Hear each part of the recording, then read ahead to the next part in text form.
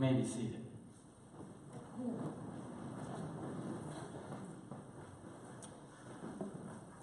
Always winter and never Christmas. For some of you, I say those words and immediately you know from whence that line comes. It's one of the most famous lines in literature. That line uttered by Mr. Tumnus to a bewildered Lucy comes from the C.S. Lewis classic, The Lion, the Witch, and the Wardrobe. And she enters by way of this wardrobe into a land called Narnia, and she quickly finds out from Mr. Tumnus that it is always winter and never Christmas. That spell and that line captures the essence of Narnia's state in that day. It captures Narnia's misery, hopelessness. Narnia is always winter and never Christmas. And unpacked further in the story, we find that that perpetual misery includes something else. Always winter and never Christmas means that Father Christmas never visits. Even worse than the idea of it always being cold and always being snow and always being dreary is the absence of a person, the absence of Father Christmas. And this line that was penned by Lewis speaks to our own situation, our own culture. We get that. We don't even have to tell kids what that would be like. Always winter and never Christmas. You know, the return of Santa Claus at this time of year for our society functions in the same manner. Even kids get this. It's in a lot of our popular children's stories, especially those TV stories that get told every time around this time of year. You know, at one point in our popular stories, Santa actually utters this line, "I guess we will have to cancel Christmas." The idea of canceling Christmas, even in our society, even for a child, is understood to be one thing most miserable. You see, the idea of Santa for our society and our culture brings hope. So that it's impossible for our society and our culture to conceive of a Christmas in which Father Christmas does not show up. In fact, it's anticipated, one of the most popular songs we sing. You better watch out, you better not cry, you better not pout. I'll tell you why. Why? Santa Claus is coming to town. And what would Christmas be like if Father Christmas, if that presence was not here? You know, this is our worldview. A Christmas without Santa Claus, a Christmas without Father Christmas. This idea of it always being winter and never Christmas, even in a society that doesn't get Christmas all right, is something that is understood to be most miserable. You know, when Lucy is told that in Narnia, you know what her response was? 2 words. And it's our response when we think about that idea. How awful. Always winter and never Christmas. You know, the Old Testament story we're going to be looking at this morning, that's precisely the kind of situation that this woman found herself in. In Israel, it was always winter and never Christmas. In the beginning paragraphs of the book of Samuel, we're introduced to a young woman who is living in this place that is most miserable. And how bad was it? It was so bad that these are the days in which there was no king in Israel. Everyone was doing right in his own eyes. And Israel's champion, lying under a pile of rubble. That champion Samson had put his 2 arms between 2 pillars, bringing the house down, literally, ending his life. The one that was supposed to be leading Israel in the worship of the great I Am has crashed and burned in this pile of rubble. And even since that death, the world that this young woman lives in is known by genocide, prostitution, human trafficking, bribery, anarchy, and it has even made its way into Israel's worship, into the tabernacle. We find these themes as well. And this misery isn't simply set in this series of historical events. You see, for this young woman, it is very personal. In 1 Samuel chapter 1, we are introduced to a man whose name is Elkanah. Elkanah has 2 wives. One is Peninnah, and she's got a lot of children. The second wife, we know, is Hannah. Hannah has no children. Hannah is barren, and to be barren in those days was to be a disgrace. To be barren in that day was to be under duress, because if you did not help your husband with the provision of a child, the potential is there for that husband, that family, to be left out of the covenant promises and the inheritance. To be barren was to fail. So Hannah is barren, Hannah is a disgrace, and Hannah suffers. It's not just enough for Hannah to be barren. She experiences what it's like. Here's what 1 Samuel 1 tells us. Her rival would taunt her severely just to provoke her, because the Lord had kept Hannah from conceiving. Year after year, when she went up to the Lord's house, her rival taunted her in this way. Hannah would weep and would not eat. You know, this is where the plot line in a story that's just starting off turns very dark. This barren Hannah is experiencing persecution. It is open season on Hannah. It's not enough that Hannah is feeling the weight of being barren. Now she's getting pressure and persecution from the outside. And year after year, day after day, Hannah is beat on emotionally, especially during those visits to the temple. If you read carefully in these verses, it's not just that she is barren. It seems to be that this persecution is most acute when she's at the tabernacle. You see, Peninnah is acting like Israel. She's acting like her culture. You know, it's not enough for Hannah to be barren. Let's go after the God of the tabernacle. We find Hannah to be a person who loved the tabernacle, and it's in that instance then that she is being scorned for being barren. This isn't simply an attack on Hannah. This is an attack on God. If there was ever a proverbial gutter, Hannah is in it, and it is raining. So in her despondency, as the story moves along, Hannah, she doesn't curse God and die. She turns to the only one who can help her. She turns to her only source for relief. And what she prays, this is grace-filled, an amazing statement, an amazing prayer. On one of these occasions, Hannah got up after they ate and drank at Shiloh, which is where the tabernacle was. The priest Eli was sitting on a chair by the doorpost of the Lord's temple. And deeply hurt, Hannah prayed to the Lord and wept with many tears.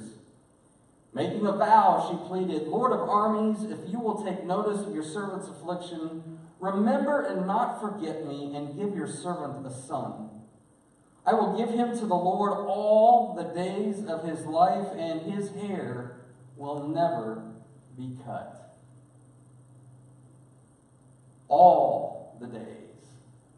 Never be cut. Hannah is casting her gaze to the great I am of the tabernacle. She's using this forever language. You see, in her prayer, she's not just thinking about herself. She's not just thinking about her barrenness. She's thinking about Israel. She doesn't just want for herself a son. She wants a son for the nation. Did you hear what was at the end? razor shall never cut his hair. She wants a Nazirite son. She wants someone who is going to lead Israel in the worship of the true I am. I mean, if you're sitting there listening to this first chapter of Samuel and you hear a razor will never be put on his head, what do you start to hear? Especially if you're near that. You start to think about that guy who's under the pile of rubble. Hannah's praying for a new Samson. She's praying for somebody who will lead it out of the situation in which it's always winter, never Christmas. She wants someone who is going to be everything that Samson was not. He will be all things for God's glory and fame that haven't happened. So while she's praying for a son, she's praying for an end to always winter, never Christmas. And the great thing about this story, also within this storyline, we find out that God is up to something. He's up to something in Hannah. He's up to something in the nation of Israel. Because along the way, we are told that God was the one that had closed Hannah's womb. She wasn't simply barren. She was divinely barren. In the midst of all the suffering, God had closed Hannah's womb. In the middle of the darkness, God is up to something. And here's what happens. Verse 19. The Lord remembered Hannah, and in due time Hannah conceived and bore a son, and she called his name Samuel. For she said, I have asked for him from the Lord. This is grace. In darkness unspeakable, God intervenes. You know, Elkanah is a good husband, but this is an act of God. This birth of Samuel is a crack of light in the darkness. God has kept her barren, and again, part of this delay that God is known for allows her to go through the barrenness, the disgrace, the scorn, the persecution. But God remembered Hannah and gave her a son. In the midst of all the rebellion, in the midst of the darkness, God is up to something. He is beginning a work. God's glory is about to return to Israel in the form of a Nazirite, another Nazirite, someone who is not Samson. So Hannah's faith in the God of the tabernacle has her seeing some things that are beyond herself. We know that to be true not simply because she prayed for a Nazirite son, but what follows after the birth of this son. This son is born, and then she does. She takes him to the tabernacle, and she dedicates him to the Lord, like she said, all the days of his life. And after Samuel's born, Hannah prays this incredible, incredible prayer. And we're going to quote this right now. Read this with me. It is most likely a song. This is what comes off her lips. My heart rejoices in the Lord. My horn is lifted up by the Lord. My mouth boasts over my enemies, because I rejoice in your salvation. There is no one holy like the Lord. There is no one beside you. There is no rock like our God. Those who are full hire themselves out for food, but those who are starving hunger no more. The woman who is childless gives birth to 7, but the woman with many sons pines away. The Lord brings death and gives life. He sends some down to Sheol, and he raises others up. The Lord brings poverty and gives wealth. He humbles and he exalts. You hear what Hannah is saying there? She hasn't been praying just for a son. You know, God gives her a son. But she's seeing other things. She wants something more. She rejoices in salvation. She sees in the birth of this Nazirite son, this gift from God, the promise of salvation.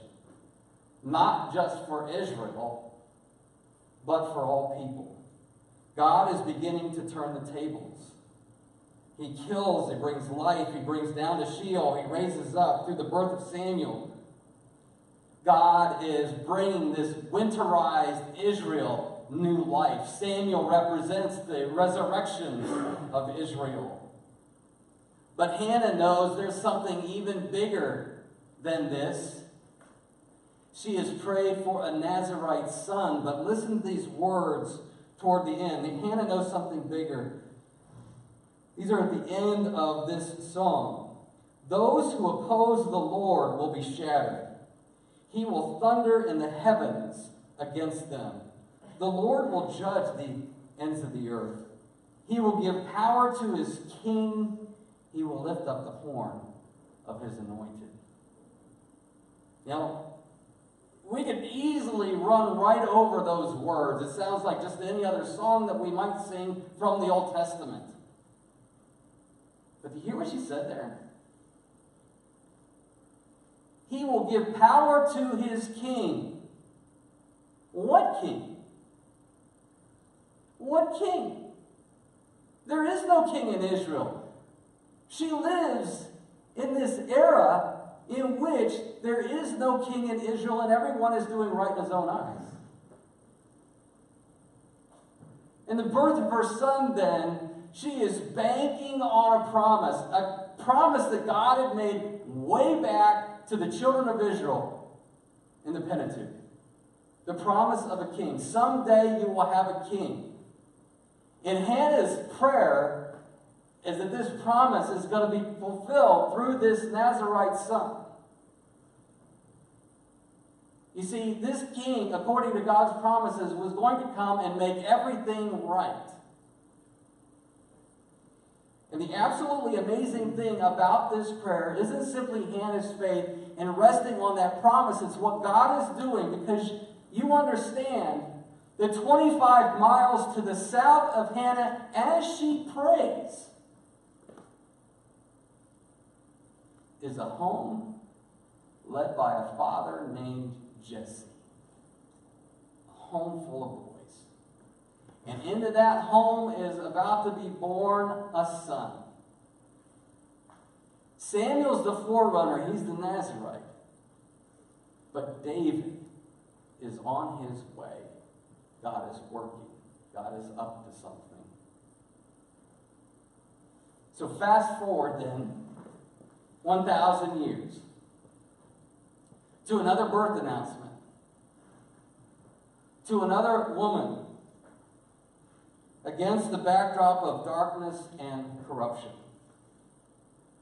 There is a virgin. She's not simply barren, she's a virgin. And she's going through her own ordeal.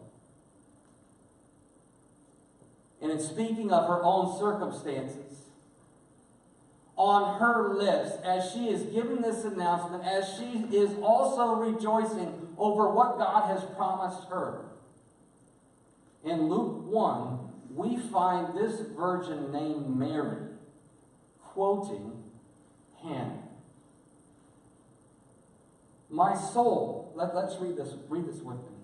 My soul praises the greatness of the Lord, and my spirit rejoices in God my Savior, because he has looked with favor on the humble condition of his servant. He has done a mighty deed with his arm. He has scattered the proud because of the thoughts of their hearts. He has toppled the mighty from their thrones and exalted the lowly. He has satisfied the hungry with good things and sent away the rich unto him. You hear? You hear the words of Hannah? And we recite this every Advent. This is what we call the Magnificat. The Magnificat is based on Hannah's song. Mary sees herself in Hannah's story. This mother knows scandal. She knows stigma. She is a virgin. She is pregnant. No one else knows she's a virgin. She's going to have to live with that throughout the days of her life and the life of this son. And in Israel, it's dark. The temple worship has never been more corrupt. We see that through the pages of the Gospels. The Jewish people have no nation. They are simply a state of the Roman Empire. And the king that's on the throne isn't really a king. He's there by proxy. It's always winter and never Christmas. And Mary understands, Mary believes Christmas is coming. Mary has a promise. There's a child in her womb. She's anticipating this glorious, history-altering birth of a son. And on her lips is Hannah's song. You know, Mary is quoting Hannah because she knows that with the promise of this son, with the child in this womb, she is about to realize everything that Hannah ever wanted for her own son. And didn't happen. Samuel, he was great, but he wasn't it. David, now he was pretty awesome. But he wasn't it either. Neither was Solomon. Neither was anybody that has been the forerunner of this. You know, God's vindication and God's salvation are going to come through a son. Hannah's vision, Hannah's faith is about to be rewarded in this son. It's about to be realized. And if we turn to the page in the next chapter, everything that Hannah ever wanted is then lying in a manger with angels and shepherds and prophets talking about how great this salvation has come. Everything that Hannah wanted is now here. This son of David, the King of Kings, providing Christmas to the winter. In fact, the birth of this King of Kings means it is always going to be Christmas. Always. Regardless of the season. Always Christmas. And it's been that way since then. You understand there's never a moment in my life, there's never a moment in your life where it's not Christmas. A time to celebrate, it's Christmas. A time to mourn, it's Christmas. Summer, it's Christmas. Winter, it's Christmas. Time for rest and relaxation, it's Christmas. A time of distress and disappointment and heartache, it's still Christmas. This child who is born, you see, isn't coming to save Israel from some political force. He's not coming to make life better. This child comes to save his people from their sins. You see, that was the real problem all along. Sin. Separation.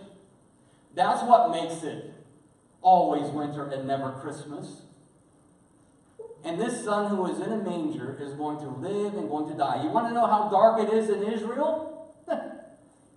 How dark it is with those people? Even though Christmas is coming, that baby in the manger, they're going to end up killing him. But it's in that death that he brings Christmas to us. This King of Kings is Emmanuel, God with us. There's never a moment in which he is not here. While we are in utter darkness and rebellion, in need of transformation, God sends this Son, the King of Kings. He rules and he reigns. You know, he lived, he died, he rose, he then ascended. At Pentecost, he then takes that throne, we find in Acts 2. He ascends to David's throne, where he is the King of Kings. He is the great and glorious I am. But you understand that the glory of the manger is the incarnation. This King of Kings is God with us. That's why it's always Christmas, because he's always with us. He's always here. That means that Christmas is 24/7, 365. Christmas has not been consummated. It's not come to its completion. We still await that great and glorious day of the resurrection and the new heavens and the new earth, where we will experience it all the time. But make no mistake, it is still always Christmas. We celebrate God with us in our baptism and certainly every time we partake of the table.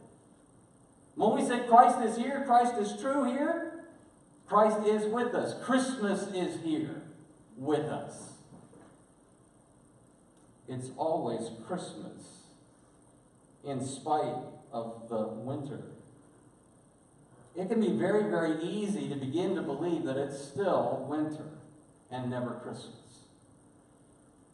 Earlier this week, Emily and I, along with Pastor Mauricio and Gladys, went to what they call a Blue Christmas service at our sister church in McAllen, St. Paul. And this Blue Christmas service is meant for those who are feeling this way, that it's very, very winter. Those who are suffering the loss of someone. Those who just can't quite get into the Christmas spirit. Those who are having a hard time facing the Christmas without that loved one. Those who are under duress, something's going on, and they just aren't feeling it. And it was a reminder that God is with us even in the midst of whatever we are going through. And it was interesting that night. I was already thinking about what we're going to be talking about today. During that service, I saw Hannah. I saw Mary. Oh, it wasn't the literal Hannah and the literal Mary, but I saw Hannah and Mary. Folks under deep distress who have this feeling that it is always winter and never Christmas. And I realize, you know what? You know who needs that service? As much as Hannah and Mary, it's myself. Because I can begin to act, I can begin to talk to my wife and my kids, I can begin to speak as if it's always winter and never Christmas. It's always Christmas because this child of Christmas is always here, and we need that reminder over and over. We must remind ourselves over and over that the King of Kings is our hope. And regardless of the season, it's always Christmas because Christ is with us. He dwells with his people. The Emmanuel is the incarnation of God himself come to be among us. And if it's always Christmas for us, what about our neighbors? Our neighbors. Do our neighbors know that it's always Christmas and can be always Christmas for them? Some of them are in places just like us where it seems like it's always winter and never Christmas. 3 weeks ago today, those neighbors were here. We had a prayer station out here at the breezeway among the nativity sets. 162 prayer requests were filled out at that prayer station. You want to hear about the lives of those who come to see this manger, who come to be among us? Grant our friend a cure for cancer. Please keep my nephew out of drugs. Send us an angel to grow our family. Keep my dad safe wherever he may be. Please, God. Please keep our cousin near you in heaven. We love him and we miss him. my grandma and grandpa to always be together. My oldest daughter is battling suicide, depression, anxiety. I beg you for comfort in this hard time. I want my marriage to work out. Pray for me to win back my kids from CPS. My loved one has uterine cancer and it's starting to spread. I'm stressed. Please fix me. I pray for a better tomorrow. I pray for a better tomorrow. Always winter, never Christmas. Embedded in these requests. So this Christmas season, as we think about and as we celebrate the great I Am who has come to be among us in this manger, let us remember that for me and for them, for us and for our neighbors, it's always Christmas. And do they understand that? Do they understand that this one who has come to be among us, this one who is Hannah's full realization, everything she ever wanted, do they understand that he is here for them? That Christ is here for us. Christ has made it always, always Christmas. Let's pray. Jesus, I thank you for all that you have done for us. I thank you that you are the King of Kings, but you're the King of Kings who is God with us. And you come to us. Be near us, comfort us. In those moments when we talk and we act as if it's always winter, never Christmas, remind us that is not true. That you yourself are Christmas. And you're always with us. In your name I pray. Amen. Please stand as we confess with the words of the Apostles' Creed.